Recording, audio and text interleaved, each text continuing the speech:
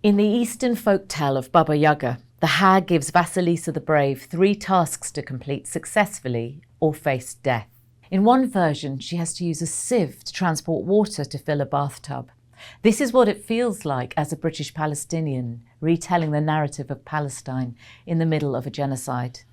This is what it feels like for anyone linked to the MENA region or for many activists, old and new. You flex every muscle as a storyteller. Each phrase is followed by a nod and a sympathetic expression. At the end of my toil, I hear the words, "It's really complicated," as I see my listener reach for their Sauvignon Blanc. Do I lack all social grace? Have I forgotten how to socialise? Am I mad? No.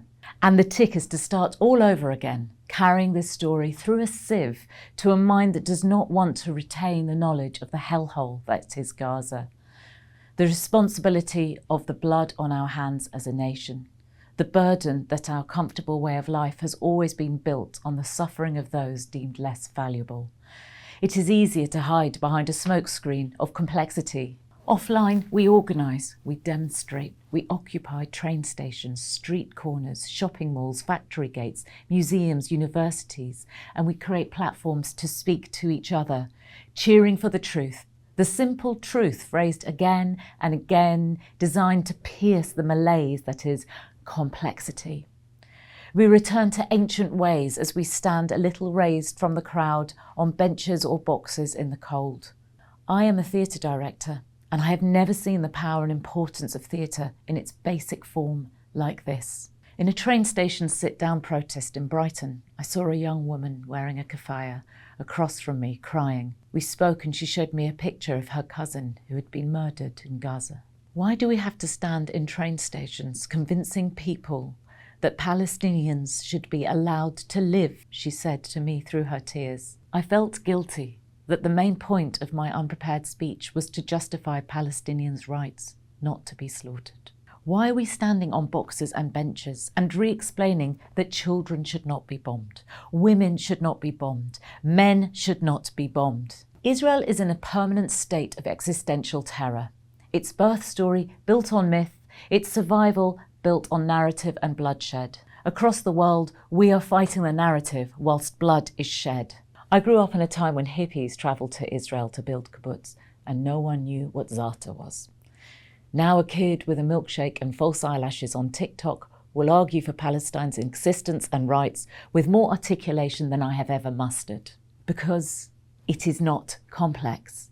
It is simple. What is happening is morally wrong. It is hell. It is despair.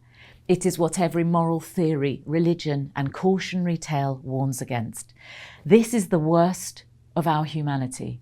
This is the never again moment in history. When I look at lines of child-sized body bags, I see it as profoundly offensive to insinuate nuance or claim complexity or equivalence.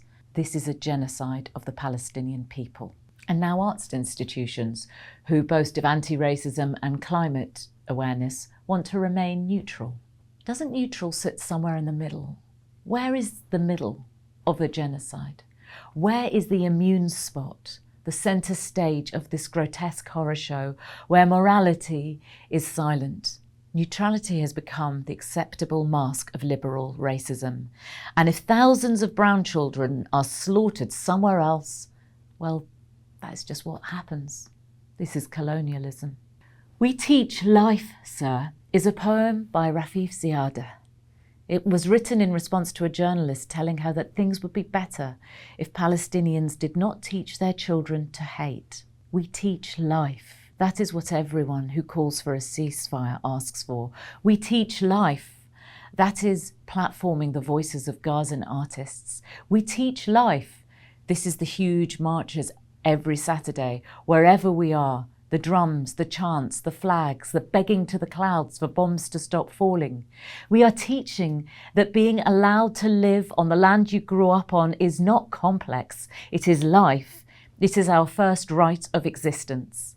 What is complex is admitting to yourself that you see the lives of Palestinians as less equal to yours, that the institutions that have benefited you are part of the system that justifies this hemorrhage of life.